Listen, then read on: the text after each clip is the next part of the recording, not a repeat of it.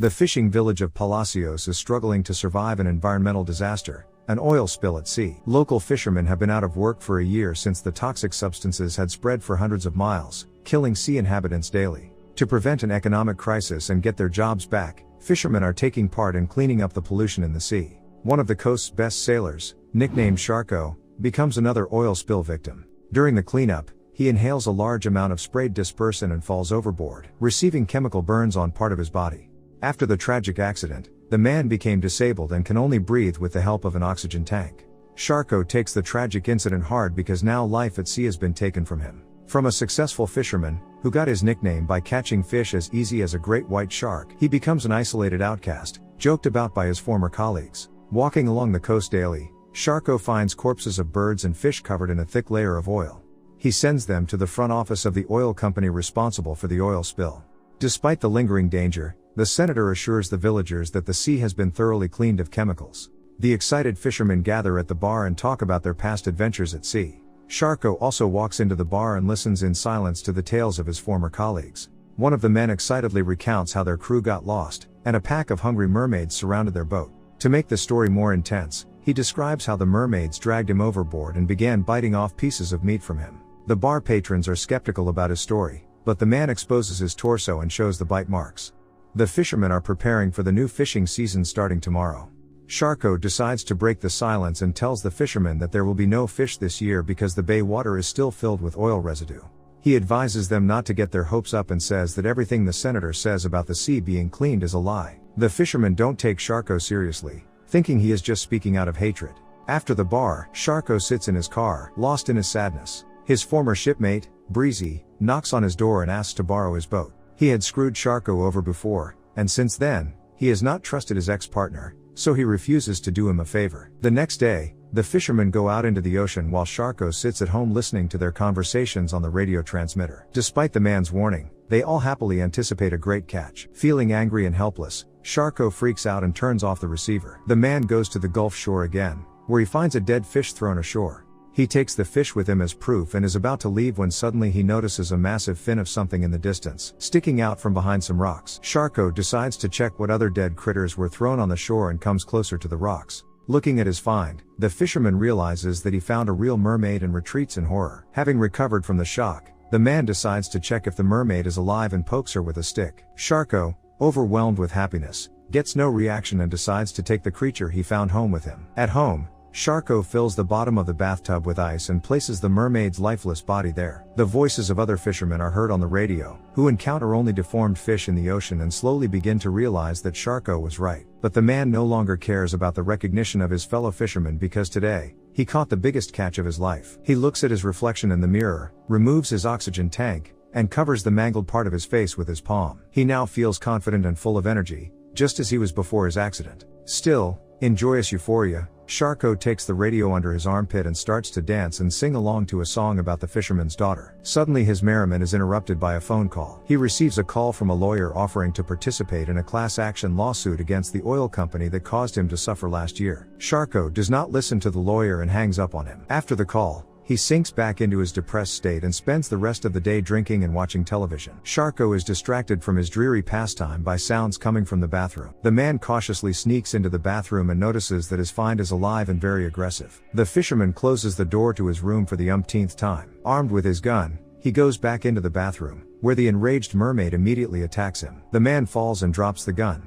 A scuffle ensues, during which the mermaid bites the fisherman's hand. He eventually wins, gets the mythical creature off of himself, and throws a fishing net over her. After putting the mermaid back in the bathtub, Sharko points his gun at her. The mermaid looks him straight in the eye, intoxicating his mind with her languid gaze. Obedient to her seduction, the fisherman puts his gun down. Sharko goes to the supermarket the next day to buy his guest food. When he returns home, he cleans the oil from the mermaid's gills to make it easier for her to breathe. Then he cuts the netting around her mouth and offers her to choose food from what he had bought home. The mermaid nods at the steak and crams it down from the fisherman's hands. Sharko spends his day over a can of beer in front of the television screen. This evening he decides to share his leisure time with the mermaid and brings the television into the bathroom. Sitting next to the tub, the man tells his guest the plot of the TV series he is watching. He confesses that his immigrant father learned English from the show. During the fisherman's revelations, the mermaid tries to reach out to grab the man stealthily, but he remains vigilant. After a while, Sharko falls asleep right in the bathtub. The mermaid bares her sharp teeth, ready to pounce on the defenseless fisherman at any moment. But her plans to eat human flesh are thwarted again, this time by an intruder who bursts into the man's house. Disturbing noises awake Sharko,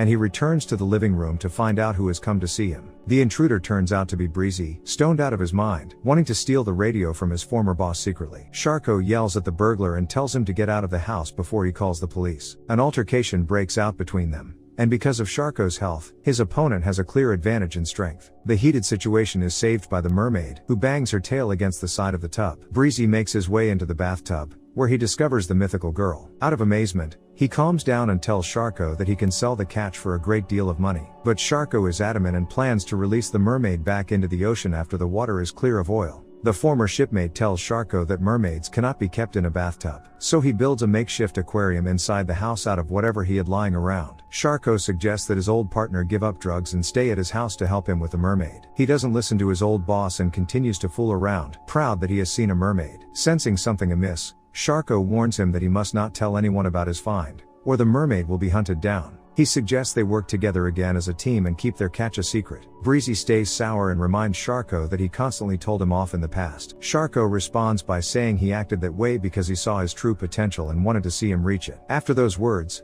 Breezy calms down and smiles, glad that someone sees something good in him. Left alone, Sharko launches the mermaid into the aquarium and watches the unusual girl mesmerized. Later, the man turns on Frank Sinatra on the record player and prepares a romantic dinner for two. He throws a piece of steak into the aquarium and quotes a scene from a show where two main characters are on a date. Sharko goes on and opens up about his childhood to her. Since he and his father were immigrants, they were not well received in their new country. The Ku Klux Klan even came to their home, threatening their family and forbidding them from fishing in the ocean. The man sadly admits that he took his fall overboard hard. He feels that his failure has undone all his father's efforts, who fought for a decent life for them. The mermaid stares at Sharko again and hypnotizes him with her gaze. They are interrupted by a knock at the door. The man cautiously opens the door and sees a stranger whose face is hidden in the shadow. In a playful voice, the visitor asks him if he recognizes her and steps out into the light. An impossibly beautiful girl appears before the man's eyes. She thanks him for saving her life and willingly goes inside the house. The stunned fisherman cannot take his eyes off the beautiful stranger. Meanwhile, the mermaid sits gracefully in an armchair and reminds Sharko that he has not finished telling her the story of his past. Shocked to realize that the mermaid has turned into a real girl, he checks the aquarium and sees that it is empty. The girl says she is a mermaid and thanks him for caring for her. She says that the oil companies and corrupt politicians don't care about them and don't understand how scary it is to see all that oil. She repeats all the thoughts that go through the man's mind daily, for he too has been a victim of indifference and negligence. The girl continues to seduce Sharko and tells him that he is the only good man among them all. The mermaid comes close to him and removes his oxygen machine. She puts her palm on his mutilated face, and his scars disappear. After everything, the girl smiles and kisses Sharko. Mesmerized by her, he gives himself entirely to the seduction. They spend the rest of the evening as if in a romantic movie. The mermaid plays a Sinatra record, and they begin to dance together. They make love, after which the girl listens with rapturous eyes to Sharko's stories from his childhood. In bed, the mermaid recounts the horror that living creatures experience because of the oil spill, and the man confesses that he wished every day he had died back then in the ocean until he met her. Embarrassed, the girl says she liked his favorite TV show, and they begin quoting scenes from it together. Their perfect night is interrupted by the headlights of a car arriving at his house. Sharko comes outside in his aged appearance and sees that several fishermen from the bar have gathered on his property. They tell the man he was right, the entire catch is oil-soaked for miles. The fisherman asks Sharko if he is really hiding a mermaid. Sharko realizes that Breezy has set him up again and blabbered to everyone about his find. The men want to take the mermaid away from Sharko, arguing that they need to feed their families. The fisherman advises his colleagues to find another job, as he will not give up his prey. After these words, the men are even more aggressive. Sharko pretends to agree with their demands and suggests they wait while he goes after the mermaid. Instead, he grabs a loaded gun and points it at the fisherman. They try to calm the man down, but he is not messing around and orders the intruders off his property. Breezy thinks he is bluffing but immediately has a bullet shot right under his feet in return. Enraged, Sharko shouts that he is the king of the ocean and no one will ever take his mermaid away from him. Frightened by his behavior, the fishermen decide to leave. He goes back home to the mermaid floating in the aquarium. He tells her that no one can separate them. Sharko leans his palm against the aquarium and offers to talk a walk to the ocean. Succumbing to the joyous euphoria, he removes his oxygen machine and sets his stepladder up against the aquarium. His mind conjures images of the clear ocean, seagulls roaming freely along the coast, and him and the mermaid running toward the water. In reality, he reaches out his hand to pull the mermaid out of the aquarium. Instead, the magical creature drags Sharko into the water. They swim toward each other, but the mermaid bites into the fisherman's neck instead of a long-awaited kiss. Finally, her hunt for a human has ended successfully.